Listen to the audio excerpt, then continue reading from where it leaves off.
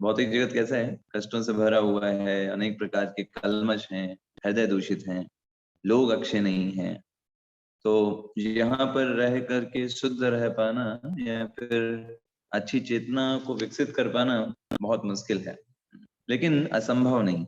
भगवान कहते हैं अगर हम सही प्रक्रिया को अपनाएंगे, अपने आप को हमेशा अच्छे संग से जोड़ करके रखेंगे और सही चेतना रखने का प्रयास करेंगे, तो हम ये कर पाएंगे। तो इसलिए भगवान इन 2 श्लोकों में बताने वाले हैं कैसे हम समस्त प्रकार के इन कल्मशों से दूर हो सकते हैं। How to remain separate from sin, पापों से कैसे दूर रहें। चलिए पहला श्लोक देखते हैं। योग संन्यस्त कर्माणम ज्ञान सक्षिन्न संशयम आत्मवंतम न कर्माणि निबध्नन्ति धनंजय। तो भगवान इस श्लोक में हमको बताएंगे बहुत ही इम्पोर्टेंट। सुनीता रानी माता जी, आप पढ़ेंगे अनुवाद? अनम्यूट करके अगर आपके पास है गीता तो उसका अनुवाद पढ़ सकते हैं। अनम्यूट।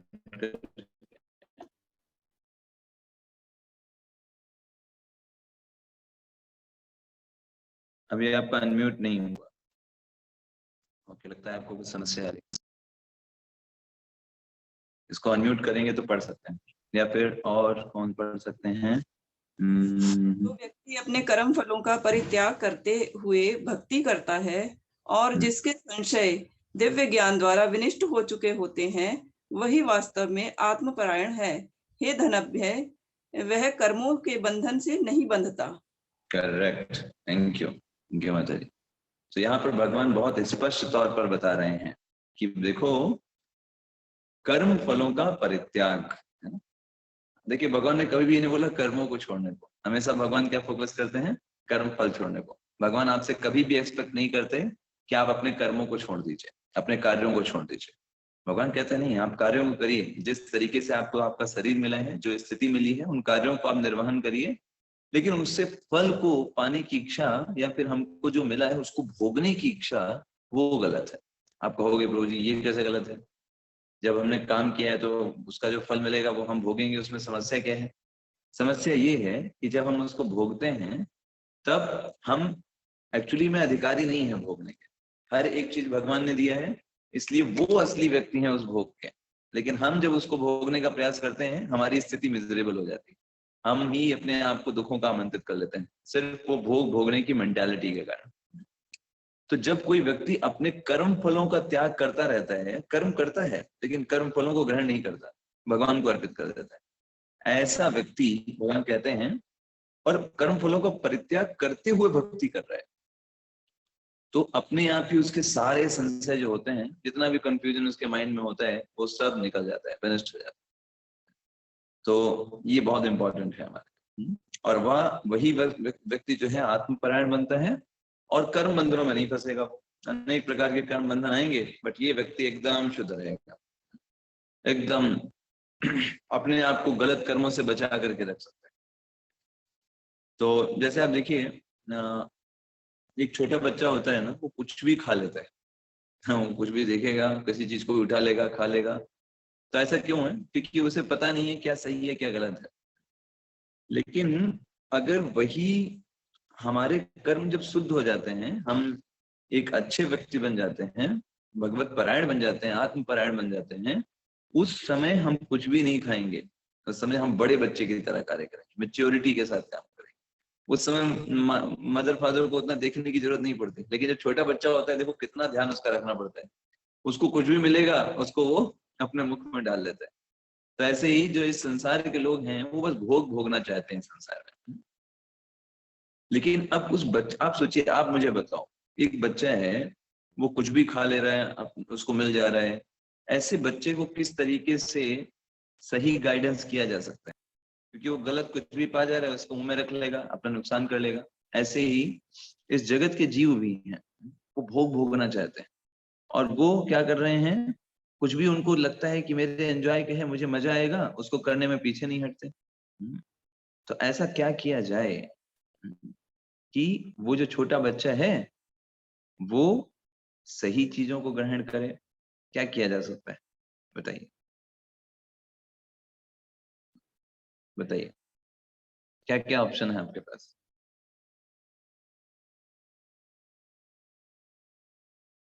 अनम्यूट नहीं हो रहा है क्या? एक मिनट। ओके, अभी करने का प्रयास करिए। हाँ, हरे कृष्ण प्रभु जी। हरे कृष्ण। हाँ, प्रभु जी उसको समझाया जा सकता है कि ये तुम्हारे लिए गलत है। ओके, लेकिन अगर वो समझने को तैयार नहीं है, छोटा बच्चा है,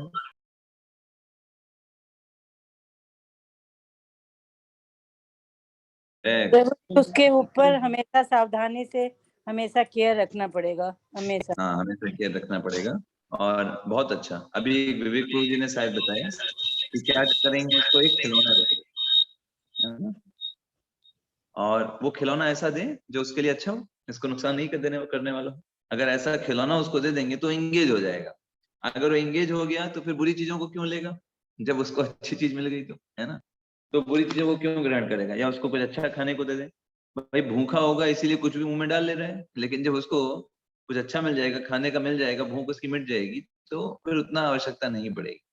तो ऐसे ही देखिए भगवान ने इसी अध्याय में क्यों इतना बताया, कर्म विकर्म अकर्म बताया। कर्म होता है जो शास्त्रों के द्वारा बताया गया है, विकर्म का मतलब है जो अपराध करेंगे उसका दंड भोगना होगा, और अकर्म का मतलब होता है प्योर डिवोशनल सर्विस, भगवान की प्रसन्नता के लिए किया गया कार्य। तो भगवान ने क्यों बताया ये 3 प्रकार के कर्म? इसलिए बताए कि जब जीव को पता होगा कि अच्छा काम क्या है, सबसे बेस्ट हम भगवान की भक्ति कर सकते हैं, तभी ना वो भक्ति करेगा।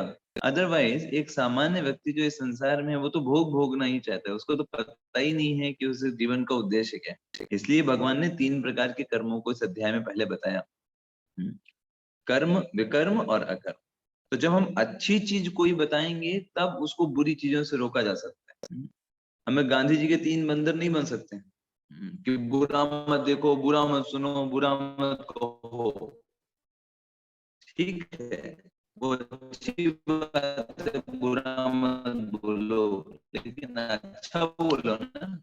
जब कुछ अच्छा बोलोगे तो अपने आप बुरा बंद हो जाएगा। आप अपने आप को मौनी नहीं रख सकते। कई कई बार देखा जाता है मौनी बाबा होते हैं, वो कहते हैं हम कुछ बोलेंगे नहीं, है ना? लेकिन वो काली श्याम पट पर या फिर कहीं प्यास लगी है या मुझे ये चाय खाना है, लेकिन उनको बंद करने से क्या होगा? जो अंदर तो मुंह चल ही रहा है ना उसकी इच्छाएं तो निकल के आ ही रही है ना, तो वो फिर सिर्फ दिखावे का मौन हो जाता है।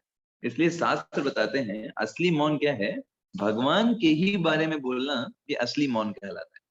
बाकी सिर्फ बाहर से अपने आप को बंद कर लेना, वो तो सिर्फ दिखावटी है। तो जब हम कोई एक दिव्य आनंद को प्राप्त करेंगे, भगवान से संबंधित कोई चीज को प्राप्त करेंगे, बुरी चीजें अपने आप बंद हो जाएंगी। आप देखिए इस संसार में कितना लोग कुछ म्यूजिक सुनना चाहते हैं, कहीं डांस करना चाहते हैं, बिल्कुल नहीं मना है, खूब म्यूजिक सुनिए, खूब डांस करिए, लेकिन पर्पस किसका होना चाहिए? भगवान के लिए करिए, भगवान के बारे में सुनिए, दैट इज डिफरेंट। वो आपको कभी गलत रास्ते पर लेकर के नहीं जाएगा, आपको और से अधिक आध्यात्मिक रूप से उन्नत बनाएगा भगवान के लिए अगर करेंगे तो। वही अगर इस भौतिक जगत में आप डांस करने जाएंगे, आपकी आपकी चेतना का पतन होगा, आप डिग्रेड हो गए, है ना? आप तो हर तरीके से नुकसान हो। तो दैट्स वाई हमको शास्त्र बार बार समझाते हैं कि क्या अकर्म है, क्या विकर्म है, क्या सकर्म है, और हमें उसको बहुत ध्यान से समझना चाहिए। जैसे आप देखिए ब्रजवासी जो होते हैं ना, उनके जीवन में वो कुछ भी करते हैं, उसका केंद्र भगवान कृष्ण होता है, भगवान कृष्ण के लिए कर रहे हैं। आज भी अगर आप ब्रज में जाएंगे ना, मथुरा वगैरह में, तो वहां पर जब किसी का जन्मदिन होता है ना, तो उस व्यक्ति का जन्मदिन वो नहीं मनाते, वो भगवान कृष्ण का ही जन्मदिन मनाते हैं। कहते हैं लाला का जन्मदिन लाला को आशीर्वाद देते हैं, है ना? कहते हैं भाई श्री कृष्ण को आशीर्वाद देते हैं। वहाँ ब्रजवासी उनका वो भाव है तो ब्रज में मेन रूप से केंद्र कौन रहते हैं? Who is in centre of all activities? कौन है सेंटर में? Krishna centre, yes, Shri Krishna centre. और ऐसे ही जितने भी बड़े बड़े महाजन आए हैं, उन्होंने अपने जीवन में रह करके दिखाया, वो किसी चीज से आसक्त नहीं थे। चाहे जनक महाराज हो, चाहे अम्बरीश महाराज हो, वो बस उन दायित्वों को निभा रहे थे क्योंकि उनको निभाना था। आसक्त किसी चीज से नहीं हुए, ना ही उन किसी चीज से प्रभावित हुए भौतिक जगत। तो हमको भक्त रह अब जीवन में रह करके सिखाते हैं कि कैसे हमको भौतिक जीवन में रहते हुए भी उससे अलग रहना है। और एक बहुत सुंदर वाक्य आता है ना, A person is in the world but not of the world. वो व्यक्ति संसार में तो है पर इस संसार का नहीं है, वो व्यक्ति अपने आप में अलग ही रहता है। तो भक्त इसी प्रकार के रहते हैं। तो प्रभुपाद जी एक बहुत सुंदर चीज बताते हैं कि संसार में मुख्य रूप से 4 प्रकार की वैरायटीज हैं लोगों की। कितने प्रकार की? 4 टाइप्स। तो पहला टाइप है, वो नाम है कर्मी लोग। कर्मी, या फिर इनको ब्रैकेट में लिख सकते हैं भुक्ति कामी या फिर भोगी लोग। तो भोगी लोग का मतलब क्या है? मतलब भोगी लोग मतलब वो पशु चेतना वाले लोग रहते हैं। बस उनके लिए जीवन का उद्देश्य क्या है कि भाई हमको आनंद मिलना चाहिए, वो किसी भी तरीके से मिले। और उनके लिए आनंद क्या है इस संसार में? आनंद यही धन है ना, धन प्राप्त करना है ना, और इस संसार में एंजॉय करने के लिए परेशान होना, यही उनके लिए मुख्य रूप से है। जैसे आप एक पशु को देखेंगे ना, तो पशु को देखेंगे और उनमें देखिए कोई अंतर नहीं कर पाएंगे। कोई पशु भी वही करता है पूरे जीवन में। देखिए पहले वो पशु है, कुछ ना कुछ खाने के लिए परेशान होगा, ठीक है, उसको खाना मिल गया, तो खाना मिल जाएगा तो फिर सोने के लिए परेशान होगा, सोए कहाँ उसके लिए व्यवस्था करेगा। सोने को अच्छे से मिल जाएगा तो फिर सोचेगा कि हम किस तरीके से मैथुन कर सकते हैं, संतानोत्पत्ति के लिए, उसके लिए परेशान होगा, वो कर लेगा। फिर सोचेगा अरे हमें तो अपनी रक्षा करनी है, दूसरे जीव आकर के हमको परेशान न करें, हमारी फैमिली को परेशान न करें, उसके लिए वो रक्षा करेगा। तो ऐसे ही जो एक भुक्ति या भोगी व्यक्ति होता है, कर्मी व्यक्ति होता है, उसका जीवन इन्हीं 4 चीजों के इर्द गिर्द घूमता रहता है। आप देखोगे जीवन में कुछ भी कर रहा होगा, नहीं इन्हीं 4 में से किसी के लिए कर रहा है। आहार, निद्रा, भय, मैथुन, इन्हीं चारों के लिए उसका पूरा जीवन जो है वो चलता ही जा रहा है, चल ही रहा है ना। तो अभी ये ऐसे लोगों को बोलते हैं भोगी लोग, है ना। यस। तो रंजीत प्रभु आप जरा एक कोई डिवोटी हैं, वो व्हाट्सएप पर मैसेज कर रहे हैं, उनको लिंक नहीं मिल रहा है, आप थोड़ा उनको हेल्प करिएगा। तो ये पहला मेंटालिटी क्या हो गया, क्या नाम बताया हमने इसको? यस, कर्मी। हाँ, कर्मी या फिर भोगी, है ना, कर्मी या फिर भोगी। हाँ, तो दूसरे जो मेंटालिटी के लोग होते हैं इनको बोलते हैं ज्ञानी लोग। ज्ञानी, जो किसी का ज्ञानी बोलते हैं। ज्ञानी को हम ब्रैकेट में लिख सकते हैं मुक्ति कामी। जैसे कर्मी जो था वो भुक्ति कामी था, या भुक्ति कामी बोल सकते हैं। ऐसे ये जो लोग होते हैं इनको हम बोलते हैं मुक्ति कामी। ये कौन लोग होते हैं? ये वो लोग होते हैं जो पूरा देख लिए संसार में, अरे कोई मजा नहीं है, एक्चुअल में जितना मजा दिखाई देता है तो बेकार ही है, कोई मतलब नहीं है मजा का, मजा बाद में सजा बन जाता है।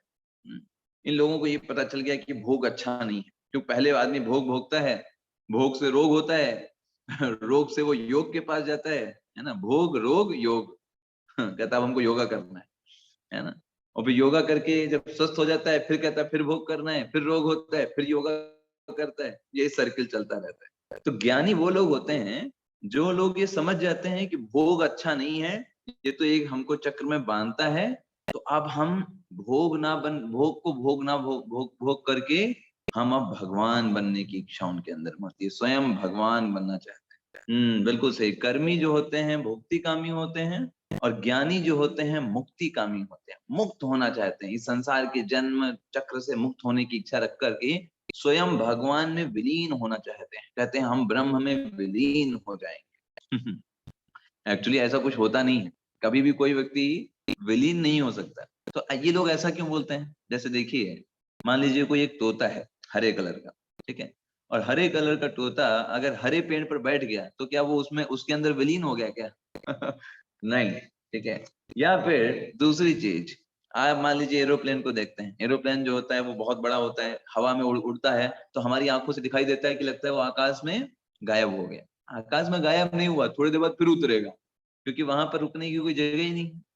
ठीक ऐसे ही जो वे आत्माएं जो होती हैं, जो ब्रह्म में विलीन होना चाहती हैं, वो भगवान का जो बाहर का प्रकाश है उसी में ब्रह्म तत्व में जाकर के थोड़े समय तक आराम करती हैं, लेकिन फिर वहां पर उनको ठहरने का स्थान नहीं है, क्योंकि भगवान की शरण नहीं लिया है, भगवान की सेवा नहीं है करने को, तो वापस से विचलित होकर के इस भौतिक जगत में गिर जाती है। क्योंकि उनको कुछ करने की इच्छा होती है और वहां कुछ करने को है नहीं, वहां बस बस शांति शांति शांति है। आपको मैं एक कमरे में बंद कर दूं, कभी आपको कोई तकलीफ नहीं होगी, जन्म मृत्यु बुढ़ापा, जन्म, मृत्यु कुछ नहीं आएगा आपको। बस आपको क्या है, बस कमरे में बंद रहना है, कुछ करना नहीं है। बताइए कितने आप में से करना चाहेंगे? किसी से बात करने को नहीं मिलेगा, है ना? बस क्या है, बस शांति शांति शांति, बस आराम करो। कितना आराम करोगे भाई? आपको मान लीजिए मैं ये भी कह दूं कि आपको खाना मिलता रहेगा, आप वहां पर एकदम सब कुछ रहेगा, सोफा बढ़िया पड़े हैं, हॉल बढ़िया रहेगा, फ्रस्ट्रेट हो जाओगे। क्यों? क्योंकि वहां पर कोई इंगेजमेंट है ना। हमारा जो नेचर है सोल का, हम इंगेजमेंट चाहते हैं, हम चाहते हैं हम सेवा करें, हमारा आदान प्रदान हो किसी के साथ, बोले बात करें, सेवा करें किसी की, है ना, किसी से प्रेम करें। और वो हमारे हर एक चीजों के जो हमारे केंद्र हैं भगवान श्री कृष्ण ही है सिर्फ। मिथ्या बस हम उन केंद्रों को और लोगों को बनाते रहते हैं इस संसार में। तो ये जो ज्ञानी होता है, ये लोग कौन होते हैं? जैसे बौद्धवादी लोग हैं, बुद्धिज्म को फॉलो करते हैं, निर्विशेषवादी लोग हैं। ये लोग बोलते हैं इस संसार में कोई सुख नहीं है, संसार छोड़ो, संसार में कोई सुख नहीं है, हम शून्य में बदल जाएंगे, हम ब्रह्म में विलीन हो जाएंगे।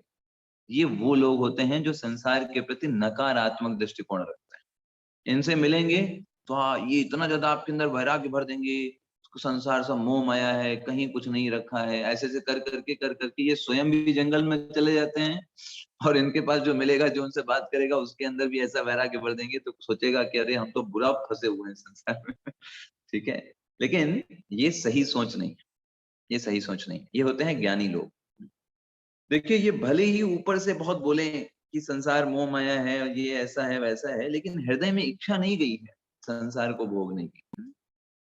कभी कभी ऐसा देखा जाता है कि कोई व्यक्ति है, वो जैसे एक बार की बात है, एक दो लोग जो थे, वो एक पेड़ पर बैठ करके दूरबीन लगा करके, है ना, वो मैच देख रहे थे, क्रिकेट मैच देख रहे थे। और उन्होंने जो कपड़े पहने थे, वो भगवा कपड़े पहने थे, कि जो कि एक वैराग्य का सूचक है। तो एक पत्रकार ने उसकी फोटो ले लिया, है, और उसने उसने लिखा अपने पेपर में कि देखो, क्रिकेट मैच इतना प्रभावशाली है कि बताइए जो सन्यासी लोग हैं उनको भी आकर्षित कर रहा है ना। ऐसे करके उसने स्टेटस डाला। तो अभी देखिए, बाहर से उन लोगों ने त्याग तो कर दिया, लेकिन हृदय की इच्छा समाप्त नहीं हुई उस चीजों को करने की, उन चीजों को ना करने की, ये चीज उनके भावना उत्पन्न नहीं हुई। तो इसलिए ज्ञानी जो हैं, वो भले इस भौतिक जगत के भोगों से दूर हैं, बट एक्चुअल में उसी भोग का विस्तार उन्होंने बना दिया है, क्योंकि स्वयं भगवान बनना चाहते हैं। भगवान क्यों बनना चाहते हैं? क्योंकि उनको बड़ा भोग चाहिए, ये सब भोग नहीं चाहिए। इस तरीके का समझिए, है ना। वरना भगवान क्यों बनना चाह रहे हैं? या फिर संसार के दुखों से क्यों पीछा छुड़ाना चाहते हैं? क्योंकि उनको कुछ बड़ा सुख प्राप्त करना है। ओके। तीसरे प्रकार के लोग होते हैं, उनको बोलते हैं सिद्धि कामी। सिद्धि कामी, सिद्धि कामी का मतलब क्या है कि ये लोग अलग अलग सिद्धियों को अर्जित करते हैं, है ना। कि वो पानी के ऊपर चल सकते हैं, हवा में अपने वेट को कम करके हवा में उड़ने की क्षमता रखते हैं, यहाँ से गायब होंगे और अगले ही क्षण अगले शहर में पहुंच जाएंगे। उनके पास सिद्धियां होती हैं। अपने आप को बहुत छोटा कर सकते हैं, अपने आप को बहुत बड़ा कर सकते हैं। जैसे हनुमान जी थे ना, तो हनुमान जी को जब जरूरत होती थी अपने आप को छोटा कर लेते थे, जब जरूरत होती थी कनक भूधरा आकार शरीरा, है ना, अपने शरीर को बढ़ा, ये क्या है? सिद्धि है ना। तो इनके अंदर वो सब सिद्धियां होती हैं, और उनकी मदद से ऐसे काम कर सकते हैं दूसरे लोग बहुत जल्दी प्रभावित हो जाते हैं इनको देखकर, है ना। कई आप देखिए, कई लोगों के पास ऐसी सिद्धि होती है ना कि वो बहुत सारे लोगों को अपने वश में कर लेते हैं। उनके पास कुछ ऐसा होता नहीं है, बट ये सिद्धि के कारण लोग उनके वश में आ जाते हैं, सिद्धि होती है। तो अणिमा, लघिमा, ये भी कुछ लोग प्राप्त करने का प्रयास करते हैं संसार में, और कुछ लोग प्राप्त कर भी जाते हैं। लेकिन इसमें भी उद्देश्य क्या है? स्वयं की ही तृप्ति है, कि हमारी वजह से हम दूसरों को प्रभावित कर पाए। ये धारणा तीनों लोगों में पाई जाती है, चाहे कोई कर्मी हो, ज्ञानी हो, सिद्धि कामी हो। तीनों लोग बस अपने लिए ही प्रयास करते हैं, अपने आप को ही केंद्र में रखते हैं। लेकिन इसके विपरीत जो चौथा व्यक्ति है, जिसको बोलते हैं भक्त, वो वास्तव में बहुत रेयर है, बहुत रेयर है। क्योंकि जो भक्त है वो करोड़ों में एक होता है, करोड़ों में एक होता है। क्योंकि भक्त का पूरा जीवन होता है भगवान कृष्ण की प्रसन्नता के लिए। उसके जीवन का हर एक कर्म अकर्म होता है, वो जो कुछ कर रहा है भगवान की प्रसन्नता के लिए, स्वयं के लिए नहीं, अपने आप को दूसरे प्रभावित दिखाने के लिए नहीं कर रहा है। वो ये नहीं चाहता कि मैं प्रभावित हूँ और मैं आहार निद्रा भय मैथुन के पीछे भागूं, नहीं। उसका उद्देश्य होता है मैं जो भी करूं उसके पीछे केंद्र होने चाहिए भगवान कृष्ण की प्रसन्नता। इवन दो वो खुद भी प्रसन्न इसीलिए रहता है कि मैं प्रसन्न रहूंगा तो भगवान को अच्छा लगेगा, ठीक है। इवन दो वो अपना अगर श्रृंगार भी करता है, तिलक भी लगाता है, तो ये सोच के लगाता है कि भगवान को अच्छा लगेगा जब मैं तिलक लगा के जाऊंगा, है ना। तो उसका हर एक चेतना क्या होती है, भगवान की प्रसन्नता के लिए। तो इसलिए ये कहलाते हैं भक्त, है ना। और ये बहुत करोड़ों करोड़ों में से कोई एक होते हैं। बहुनाम जन्म नामन्ते ज्ञानवान माम प्रपद्यते वासुदेवः सर्वमिति सा महात्मा सुदुर्लभ। 7वें अध्याय के 19वें श्लोक में भगवान बताते हैं बहुत बहुत जन्मों के बाद, बहुत बहुत ज्ञान अर्जित करने के बाद एक व्यक्ति जो होता है उसको ये समझ में आता है कि भगवान श्री कृष्ण मेरे जीवन के उद्देश्य हैं और वही हर जगह व्याप्त हैं। उनको प्रसन्न करना, उनके लिए कार्य करना ही मेरे जीवन का लक्ष्य है। ये बहुत बहुत जन्मों के बाद व्यक्ति को समझ में, भटकता रहता है, कहीं को भगवान मान लेता है, कभी किसी के चक्कर में पड़ जाता है ना, कोई पाखंडी के चक्कर में पड़ जाता है।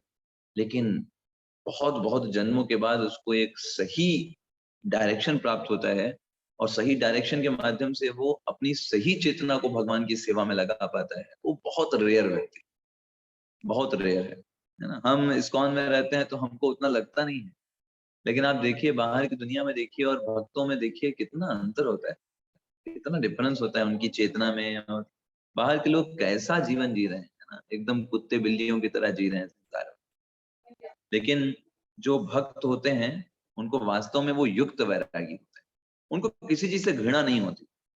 वो हर एक चीज को कैसे भगवान की सेवा में लगाना है जानते हैं। वो संसार को छोड़ते नहीं है वैरागियों की तरह या फिर ज्ञानियों की तरह या फिर भोगियों की तरह इस संसार के भोगों में फंस नहीं जाता है। वो बहुत इंटेलिजेंट होते हैं, उनको पता होता है कैसे इस संसार की वस्तुओं को भगवान की सेवा में लगाया जाए।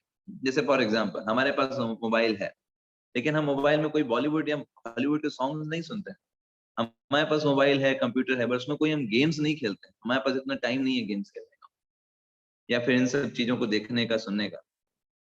तो हमें भक्त का मतलब क्या होता है, वो व्यक्ति जिसको पता है इस जगत की वस्तुओं का प्रयोग किस प्रकार से भगवान की सेवा में किया जाए। तो ना तो वो उन वस्तुओं का प्रयोग अपने भोग के लिए करता है और ना ही उन वस्तुओं को त्याग करके मिथ्या वैराग्य करके अपने आप को बहुत बड़ा चढ़ा भक्त बनाने का प्रयास करता है, बल्कि वो इस संसार की वस्तुओं का प्रयोग भगवान की सेवा में करता है। प्रभुपाद जी ने कभी भी मशीनों का बहिष्कार नहीं किया। उन्होंने ये नहीं बोला कि ये मशीनें तो वेस्टर्न सिविलाइजेशन से आई हैं तो इनका हम प्रयोग क्यों करें। प्रभुपाद जी ने कहा नेवर। प्रभुपाद जी क्या कहते थे, दिस इज, मैं इन सारी जो मशीनों का प्रयोग कर रहा हूं ये मेरा परोपकार है उन सारे लोगों के ऊपर जिन्होंने इसको बनाया है, क्योंकि उन लोगों ने तो भोग के लिए बनाया था। अभी इसका यूज हम भगवान की सेवा में कर रहे हैं तो उन लोगों को भी क्रेडिट मिलेगा कि भाई इसकी वजह से भक्ति हो रही है। तो प्रभुपाद जी कहते थे दिस इज, ये मेरा परोपकार है उन लोगों के ऊपर। तो भक्त जो होता है उसे पता है कि कैसे वस्तु का प्रयोग भगवान की सेवा में किया है। जैसे हमने आपको एग्जांपल दिया, प्रभुपाद जी हमेशा एग्जांपल देते थे माइक्रोफोन का, ऐसे हम किसी का भी एग्जांपल ले सकते, जैसे टीवी का एग्जांपल है। तो टीवी क्या अच्छी है या बुरी है? नहीं, अच्छी भी है बुरी भी है, आप कैसे यूज करते हो उसके ऊपर। अगर टीवी में आप भगवान की वीडियोस देखते हो, भगवान के बारे में सुनते हो, लेक्चर्स लगाते हो, आज तो बहुत सारे स्मार्ट टीवी आ गई तो उसमें आप भगवान के बारे में सुन सकते हैं, तो टीवी आपके लिए बहुत अच्छी है। और वही आपके लिए बहुत नुकसानदायक भी हो सकती है। तो कोई चीज अच्छी या खराब नहीं होती। जैसे कुछ बोलते हैं अरे ये माया है, ये सब मोह माया, परिवार मोह माया है, पत्नी पति मोह माया है, बच्चे मोह माया है, ये सब बेवकूफी है। मोह माया यहाँ पे है, ये अंदर, ये मोह माया है। परिवार मोह माया नहीं है, लोग मोह माया नहीं है, कोई वस्तु मोह माया नहीं है, ये आपका दिमाग के अंदर मोह माया है।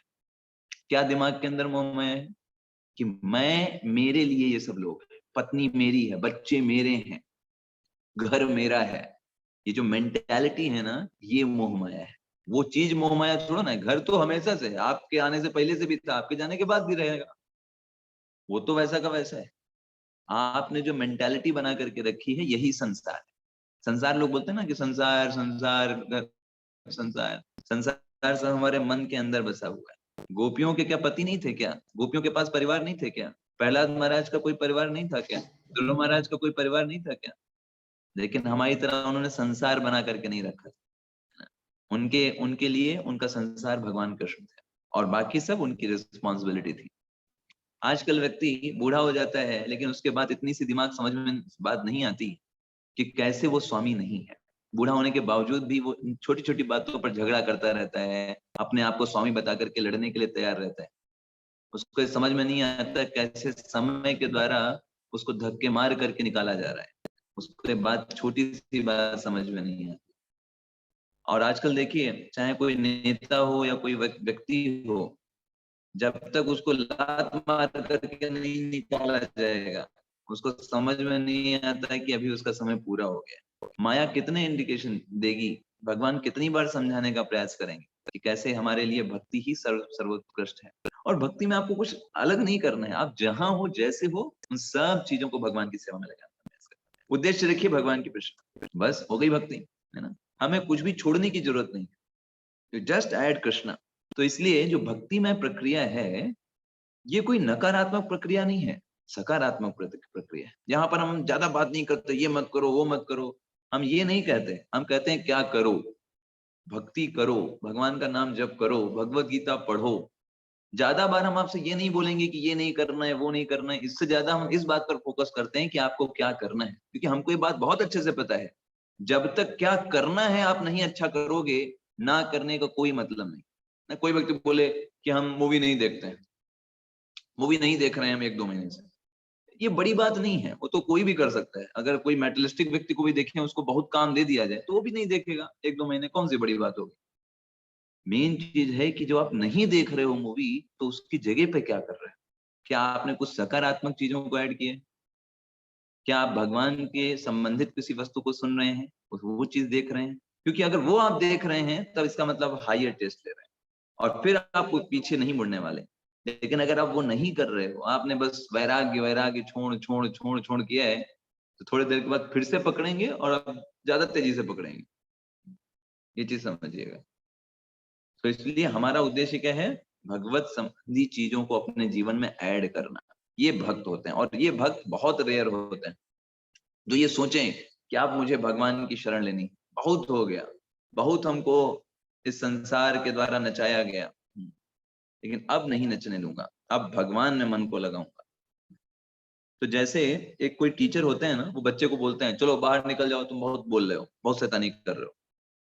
तो टीचर का उद्देश्य ये नहीं होता है बच्चे को बाहर निकाल देना। टीचर क्या चाहता है, भाई ये थोड़ा देर बाहर जाए, फिर अंदर बुलाएंगे, फिर ये ठीक हो जाएगा।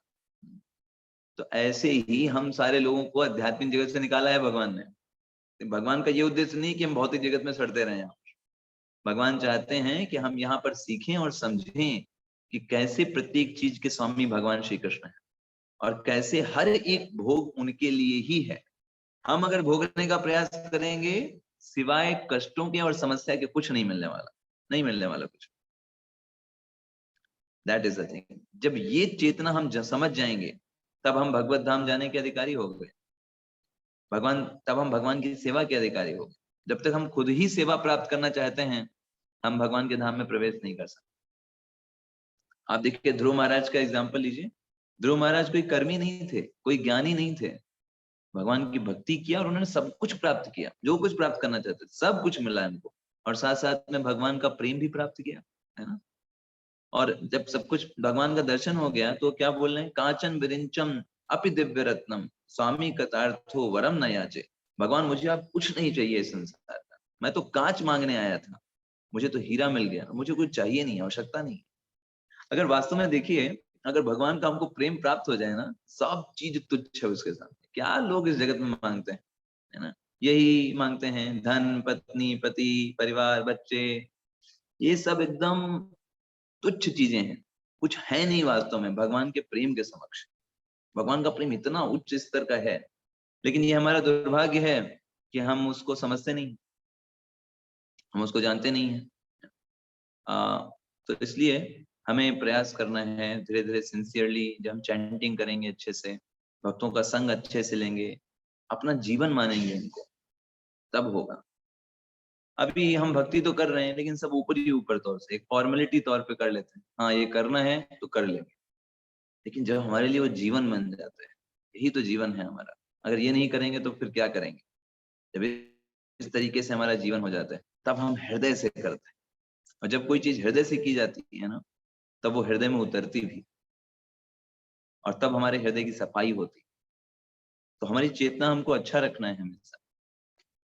प्रभुपाद जी एक बार बिड़वा मंगल ठाकुर हैं, उनका नाम लेते हैं, बिड़वा मंगल ठाकुर। तो ये बिड़वा मंगल ठाकुर जो थे, इतना अधिक आसक्त थे एक वैश्या से जिसका नाम था चिंतामणि, बहुत आसक्त थे। तो एक बार की बात है, बहुत तूफान आ रहा था, बहुत बारिश आ रही थी। तो ये इतना ज्यादा आसक्त थे कि इन्होंने उस तूफान और बारिश की परवाह किए बिना रात में ही निकल गए घने अंधेरे में, और नदी थी जिसको पार करना था, नाविक था नहीं, नाव थी नहीं, तो कुछ भी पा गए लकड़ी का, उस पर बैठ करके नदी को पार कर दिया। बाद में जब उतर के देखा तो एक्चुअली वो लाश थी, लाश के ऊपर बैठ करके चले गए। और फिर वहां पर उस वैश्या के घर के बाहर गए तो उसने चिल्लाया, चिंतामणि चिंतामणि चिंतामणि, लेकिन चिंतामणि तो इतना बारिश तूफान थी, वो तो बंद थी, ऊपर के सब ऊपर के कमरे में थी वो। तो इन्होंने देखा एक बरगद का पेड़ था, कुछ तो उसमें से लटक रहा था, उसके लटक को पकड़ पे उसके छत के ऊपर चढ़ गए। बाद में उन्होंने देखा जिसको वो पकड़ के आए वो सांप था, उन्होंने परवाह ही नहीं किया और चिंतामणि के पास पहुंचे। चिंतामणि ने देखा एकदम खून से लथपथ ये बिड़वा मंगल ठाकुर जो हैं, पहुंचे वहां पर और चिंतामणि से बोले, मैं आपके लिए आया हूँ यहाँ पर। चिंतामणि ने उसको, बिड़वा मंगल ठाकुर को बोला कि तुम इस हड्डी और इस मांस के शरीर के लिए तुम इतने भगवान कृष्ण को प्राप्त करने तुम शुद्ध भक्त बन गए होते। जितना तुम मेहनत और जितना प्रयास तुमने मुझे यहाँ इस हाड़ मांस के शरीर को प्राप्त करने के लिए कर रहे हो, उतना अगर भगवान में लगाया होता तुम्हारी क्या स्थिति होती। और ये बात बोलनी थी, जो बिड़वा मंगल ठाकुर थे वो पूरी तरीके से उन्होंने, उनका एकदम माइंड एकदम शॉकिंग हो गया। तुरंत वहां पे उन्होंने चिंतामणि को अपना गुरु स्वीकार, now you are my spiritual master, क्योंकि तुमने मुझे भगवान से के बारे में बताया। और तुरंत ही उन्होंने वहां से वृंदावन जाने का निर्णय लिया, और वहीं से वो वृंदावन चले गए।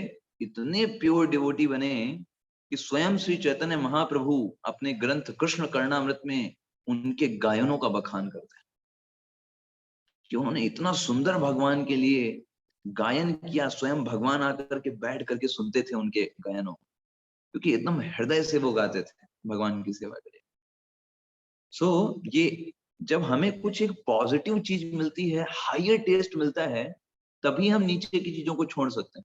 अदरवाइज वो सिर्फ हमारा पाखंड होगा, सिर्फ वो फल्गु वैराग्य होगा। फल्गु वैराग्य जानते हैं ना, थोड़े समय के लिए होता है और वो सिर्फ दिखाने के लिए होता है।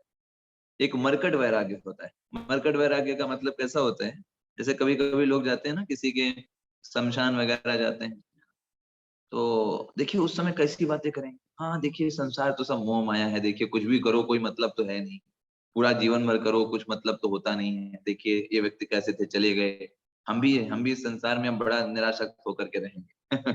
लेकिन क्या होता है, जैसे वो शमशान से निकले तुरंत बिजनेस की बातें चलो, यार पाइप का बिजनेस कर लेते हैं, इस बार बिजनेस में नुकसान हो गया, इस बार थोड़ा बड़ा बिजनेस है।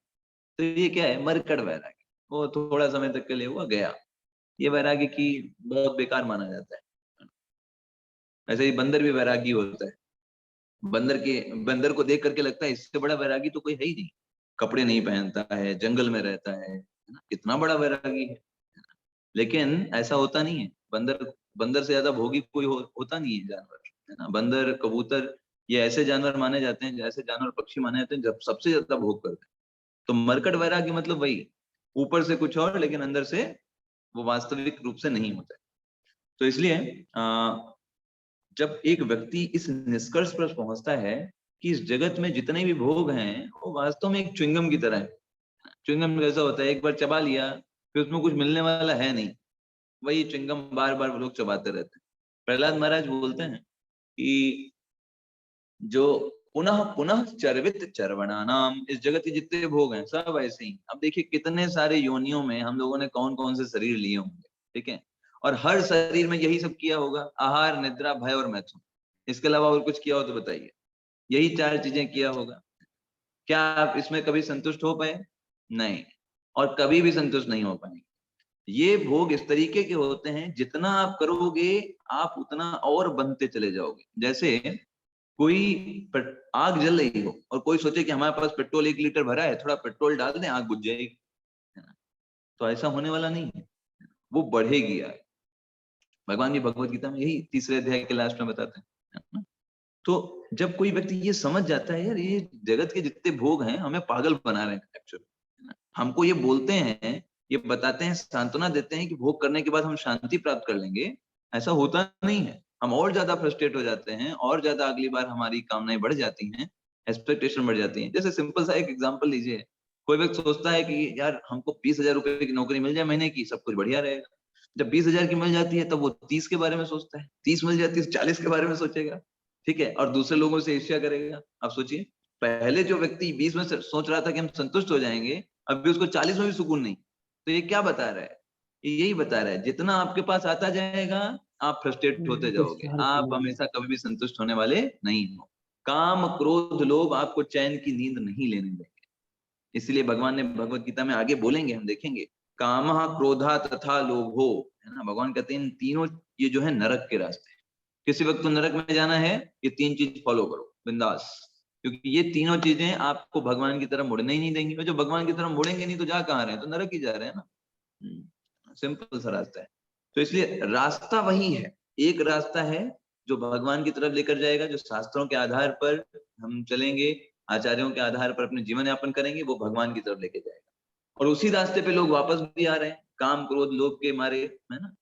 वो उसी लालच में, उसी रास्ते में पीछे की ओर आ रहा है। अब हमको डिसाइड करना है, हमको आगे जाना है या उन लोगों को देख करके पीछे भागना है। This is choice is ours. और सब प्रकार के लोग मिलेंगे। कई लोग आपको बोलेंगे, कहेंगे अरे बुढ़ापे में भक्ति करना, अभी क्यों भक्ति कर रहे हो, है ना? तो उनसे बोले कि भाई आपका तो बुढ़ापा आ गया, आप तो भक्ति नहीं कर रहे। तो बोलेंगे नहीं नहीं नहीं नहीं, वो हमारी बात अलग है, ठीक, वो तुरंत अपनी बात से मुकर जाएंगे। प्रभुपाद जी के साथ भी ऐसे ही एक व्यक्ति है, उन्होंने कहा कि आप हमारे लड़के को छोड़ दीजिए, जब ये बड़ा हो जाएगा तब भक्ति करेगा, है ना? प्रभुपाद जी ने कहा ठीक है, आप लेके चले जाओ इसको, आप आ जाओ मंदिर में, आप तो बड़े हो गए ना, ठीक है। तो बोले नहीं नहीं, आप ऐसा करिए, हमारे बच्चे को ही रखिए, है ना, कोई दिक्कत नहीं। तो लोगों की चेतना ऐसी होती है, लोग सोचते हैं कि बड़े होकर के भक्ति करेंगे, एक्चुअल में कुछ नहीं हो पाता। जब जिस समय हमको पता चल गया भक्ति के बारे में, उसी समय लग जाना चाहिए। कौन सा समय अच्छा है? अभी का समय, अभी का समय भक्ति करने के लिए सबसे अच्छा। तो कोई ये नहीं सोचना चाहिए अरे पहले पता चल गया होता तो क्या होता। पहले पता चला क्या? नहीं चला ना। अभी पता चला तो अभी क्यों नहीं कर रहे आप? शोक छोड़िए, चिंता छोड़िए भविष्य की, अभी भक्ति करिए, that is the right time. Prabhupada ji से एक बार व्यक्ति ने पूछा कितना समय लगता है कृष्ण भावना भावित बनने में? प्रभुपाद जी ने बोला 1 सेकंड, 1 सेकंड। बताइए 1 सेकंड क्या? जिस समय आपने डिसाइड कर लिया कि मैं भगवान कृष्ण का, भगवान मेरे हैं, मुझे भगवान की सेवा के लिए काम करना है। ये तुच्छ शरीर तो वैसे भी इसको चील कौवे खाने वाले हैं, ये तो जला के फेंक दिया जाएगा ये शरीर। इस शरीर के माध्यम से भी मैं कैसे भगवान की सेवा कर सकता? ये सेवा करने की भावना आ गई आपके अंदर, कृष्ण भावना भावित हो गया। Yes, that's all। और आपको क्या करना है? और यहाँ पर आपको कुछ करना नहीं, कहीं छोड़ के जाने की कोई जरूरत नहीं है। आपको जो भी चीजें आपके एरिया में मिलेंगी, एक व्यक्ति आपको मिलता है ना, उस एक व्यक्ति को भगवान के बारे में बताइए। आपको भगवान एक्सपेक्ट नहीं करते कि आप पूरी दुनिया को भक्त बनाएं। आपके आपके नियंत्रण में जितनी चीजें हैं, आप उनके लिए कितना कर रहे हो? आपको पूरे दुनिया की बात छोड़ दीजिए, आपके नियंत्रण में आपका जितना एरिया है, जितने लोगों को आप मिलते हो, जिनसे जिन जिन जो लोग आपके द्वारा प्रभावित हैं, उनको आप कितना भगवान से जोड़ रहे हो? तो शास्त्र हमको कहते हैं कि देखिए एक गिलहरी है, वो एक बालू का दाना लेकर के डाल रही है। हनुमान जी बड़े बड़े पर्वत डाल रहे हैं, भगवान के लिए कोई अंतर नहीं। भगवान क्या देखते हैं? वो भगवान इंटेंट देखते हैं। गिलहरी की भी वही इच्छा है कि भगवान राम की सेवा हो, और हनुमान जी की वही इच्छा है कि भगवान राम की सेवा हो। तो नो डिफरेंस विद दैट। भगवान के लिए फर्क नहीं पड़ता कि आप कितनी बड़ी सेवा कर रहे हैं, भगवान ये देखते हैं कि आपकी चेतना कितनी सेवा करने की। एक गरीब व्यक्ति जो है वो हो सकता है 1 रुपए जा करके हुंडी में डाल रहा हो, और अमीर व्यक्ति हो सकता है 1 लाख रुपए डाले। लेकिन भगवान को हो सकता है वो 1 रुपए गरीब का ज्यादा अच्छा लगे, क्योंकि हो सकता है उस व्यक्ति ने एक दिन में सिर्फ 10 ही रुपए कमाए। ठीक है, ऊपर से वो जो अमीर व्यक्ति है जो 1 लाख रुपए डाला, हो सकता है वो भी काला धन डाला हो उसने, जो कि चोरी करके लाया हो। भगवान को पसंद नहीं आएगा। भगवान को उस गरीब व्यक्ति का 1 रुपए ज्यादा पसंद आएगा जो उसने मेहनत से कमाया है, अपने खून पसीने की कमाई से कमाया है, लेकिन भगवान की प्रसन्नता के लिए दिया है। आप बात को समझ रहे हैं? तो भगवान देखते हैं चेतना को, और दैट इज द डिफरेंस। भौतिक जगत के लोग चेतना नहीं देखते। भौतिक जगत में लोग देखते हैं किसने ज्यादा किया, किसका बड़ा हुआ नाम। भगवान देखते हैं किसने अच्छी चेतना के साथ किया, भले वो लोगों की नजरों में नहीं आया, क्या फर्क पड़ता है ना? तो ये भगवान का देखते हैं। इसलिए जब कोई व्यक्ति ये समझ जाता है इस भौतिक जगत के भोग एक च्युइंगम की तरह हैं, वो हम वही चीज बार बार खा रहे हैं, आज तक सेटिस्फाई नहीं हुआ, आगे भी कभी नहीं होने वाले, वो कभी भी नहीं होने वाला। जब ये व्यक्ति इस चीज को समझ में आ जाती है और भगवान की भक्ति में स्थित हो जाता है कि मुझे भगवान की सेवा ही करनी है, यही असली सुख है, तब वो समस्त संशय से मुक्त हो जाता है। यही भगवान 41 श्लोका में बता रहे हैं। अब हम 42 श्लोका में चलेंगे। तस्मात् ज्ञान संभूतम हृस्थम ज्ञान से नात्मनः चित्वैनं संशयं योगम अतिष्ठो उत्तिष्ठ भारत। अभिषेक प्रभु जी पढ़िएगा, अनुवाद है आपके पास गीता भी?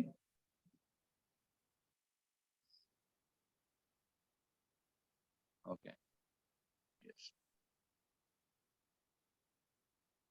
या फिर पढ़ सकते हैं विवेक शर्मा प्रभु जी, अगर अभिषेक प्रभु जी नहीं पढ़ना है।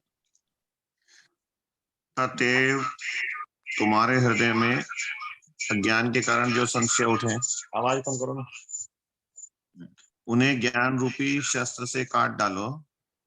हे भारत, तुम योग से समन्वित होकर खड़े हो और युद्ध करो। भगवान ने कहा जितने संशय हैं, क्यों कैसे, इन सब को ज्ञान के शस्त्र से काट डालो, है ना? ऐसे नहीं कटेगा। ज्ञान का शस्त्र क्या है? मैं भगवान का दास हूं और मेरे सारे कार्य भगवान की सेवा के लिए होने चाहिए। जब ये हमारा उद्देश्य होगा, हम कभी भी किसी चीज से घबराएंगे नहीं। लोगों के मन में डर क्यों होता है, कॉन्फिडेंस की कमी क्यों होती है? क्योंकि वो यही चीज नहीं क्लियर है वो किसके लिए कर रहे हैं। अगर देखिए हमारा हर एक कार्य भगवान की सेवा के लिए है, तो डरने की क्या बात है? कोई डरने की बात नहीं, है ना? आप देखिए अभी श्रील प्रभुपाद जी का ग्रंथ वितरण ये महीना चल रहा है, नवंबर दिसंबर, है ना? डिवोटीज बिल्कुल जाते हैं, प्रभुपाद जी की सेवा है, भगवान की सेवा के लिए जा रहे हैं, उसमें डरने की क्या बात है ना? भगवान की सेवा के लिए जा रहे हैं। हो सकता है हमें बहुत शर्म आती हो लोगों से बात करने में, हमें हिचक लगती हो बात करने में, लेकिन भगवान की सेवा के लिए जा रहे हैं। तो हम अपने लिए तो जा नहीं रहे, भगवान को प्रसन्न करने के लिए जा रहे हैं। कोई अच्छा बोलेगा, कोई बुरा बोलेगा, उससे हमें क्या, हम तो भगवान के लिए जा रहे हैं। और इस तरीके से सारे संशय खत्म हो जाते हैं। हमें संशय क्यों होते हैं? क्योंकि हमें सही तरीके से पीछे की धारणा नहीं पता होती, हम किसके लिए कर रहे हैं और क्यों कर रहे हैं। जब एक बार ये मन में हो गया कि मेरा जीवन भगवान की प्रसन्नता के लिए है ना, तो फिर सारे संशय खत्म, है ना? इसलिए प्रभुपाद जी तात्पर्य में बताते हैं कि 2 प्रकार के यज्ञ होते हैं। एक प्रकार का यज्ञ कैसा होता है कि उसमें व्यक्ति को पता नहीं होता है, उसको द्रव्य यज्ञ बोलते हैं, वो खुद के लिए करता है। लेकिन दूसरा प्रकार का जो यज्ञ होता है वो भगवान की प्रसन्नता के लिए किया जाता है। ऐसा यज्ञ जो होता है वो वास्तव में हमारे लिए लाभकारी होता है, हमारी चेतना को शुद्ध करता है।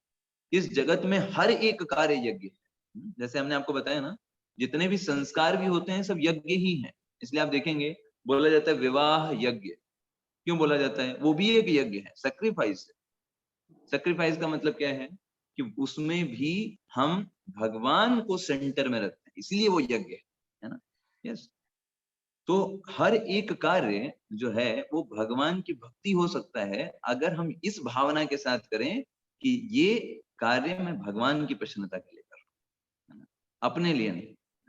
और इस तरीके से हम समस्त प्रकार के पापों से अपने आप को मुक्त रख सकते हैं। भले इस जगत में कितने भी कलमश हो, कीचड़ से भरा ये पूरा भौतिक जगत हो, लेकिन हम कमल बन करके खिल सकते हैं और दूसरों को भी खिला सकते हैं अपनी महक से। That is the main thing, है ना? तो इसलिए जब हम भगवान के चरण कमलों का आश्रय लेंगे तभी ये संभव हो सकता है। भगवान से याचना करेंगे, भगवान के सामने रोएंगे, उस चेतना के लिए याचना करेंगे कि भगवान कब वो दिन आएगा जब आपका नाम लेंगे तब हम गदगद हो जाएंगे, है ना। चैतन्य महाप्रभु देखिए किस तरीके से बोलते हैं कि कब वो दिन आएगा कि मैं आपका नाम लूंगा और मेरा नाम मैं नहीं ले पाऊंगा, आपका नाम, मेरा नाम, मेरा हृदय गदगद हो जाएगा, गला रुंध जाएगा, है ना। कब मेरे आंखों से अश्रुधारा की बहाव होगा आपके नामों को याद करने। तो ये हमारी अयोग्यता है कि हम भगवान का नाम लेते हैं लेकिन हमें उसमें अनुराग नहीं है। ये हमारी अयोग्यता है। भगवान के नाम में तो अनंत सुख है। सारे शास्त्र सब लोग उसी की वंदना करते हैं। पूरा श्रीमद् भागवतम भरा हुआ है भगवान के नामों की वंदना करते हैं। भगवान के नाम में कितनी शक्ति है, लेकिन हमारा हृदय कितना कठोर है कि हम उन नामों को लेते हैं तो हमें नींद आने लगती है। सोचिए हमारा हृदय कितना कठोर और कितना उसको रेक्टिफिकेशन की जरूरत है। जिन नामों को सुन करके याद करके हमें भगवान को याद आना चाहिए, हम इतना ज्यादा इस भौतिक जगत में आसक्त हो गए हैं कि हम वो नामों में भी हमको नींद आती है, हमको मन नहीं लगता। कितना ज्यादा हम इस भौतिकता में आसक्त हैं, कितना ज्यादा हमको ट्रीटमेंट की जरूरत है, कितना ज्यादा हमको जरूरत है। जिस प्रकार से एक अस्पताल जो होता है वो शरीर के लिए हमको ट्रीटमेंट देता है, ऐसे ही मंदिर जो होता है वो हमारे मन के लिए हमको ट्रीटमेंट। ये मंत्र रहेंगे, करने को तैयार रहेंगे तो मैं किसी और को बोल करके उसमें 5 बजे ही करवा दूंगा। प्रभु जी 6 बजे एकदम सही रहेगा। अच्छा ठीक है। तो उस पोल में हम सभी से पूछ लेंगे, राय ले लेंगे। अगर ज्यादातर लोग 5 बजे बोलेंगे तो फिर कोई और भक्त जो है 5 बजे वाले में से ही किसी को मैं बना करके एडमिन 5 बजे फिर वो स्टार्ट हो जाया करेगा।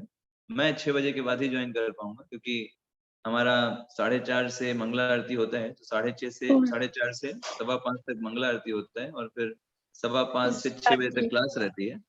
तो 6 बजे के बाद ही हम फ्री हो पाते हैं। प्रभु जी रहिएगा, आप रहिएगा। हाँ यस मैं 6 बजे के बाद ज्वाइन कर पाऊंगा। तो जी, फिलहाल के लिए 6 बजे का टाइम सही है। हरे कृष्णा प्रभु जी, चलेगा 6 बजे। प्रभु जी 6 बजे का आप रखिए, सबकी पोलिंग है। नहीं वो तो ठीक है, ऐसा कोई बात नहीं। मैं ज्वाइन करूंगा 6 बजे, लेकिन बाकी लोग अगर कोई और भी आना चाहते हैं 5 बजे तो कर सकते हैं। हम अभी पोल डालेंगे, उसके बाद हम निर्णय फिर बाद में ले लेंगे, है ना। तो फिलहाल कल के लिए आप ये याद रखिए, कल शाम को हम सोच रहे हैं कि सेशन 8 बजे ही रखते हैं और क्वेश्चन आंसर का। और उसमें क्वेश्चन आंसर या आपका और कोई डाउट हो, कुछ आपको और पूछना है उसमें, तो उसमें फिर पूछ सकते हैं, ठीक है। और फिर हम जपा सेशन तो कल से ही चालू करेंगे। अभी हम पोल अभी दे देते हैं और उसके आधार पर हम और रंजीत प्रभु मिल करके स्टार्ट करेंगे कल से जपा सेशन, ठीक है। ओके, तो कल से ही आप लोगों को इनविटेशन है, आमंत्रण है कि आप आइए और जब में हम साथ में करेंगे, ठीक है। तो अच्छे से करें, भगवान की बख्शिश। हरे प्रभु जी 6 बजे वाला प्रभु जी। हरे कृष्ण प्रभु जी। हरे कृष्ण प्रभु जी। हरे कृष्ण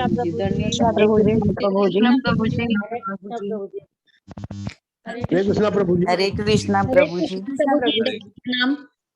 हरे दंडवत प्रणाम। हरे कृष्ण।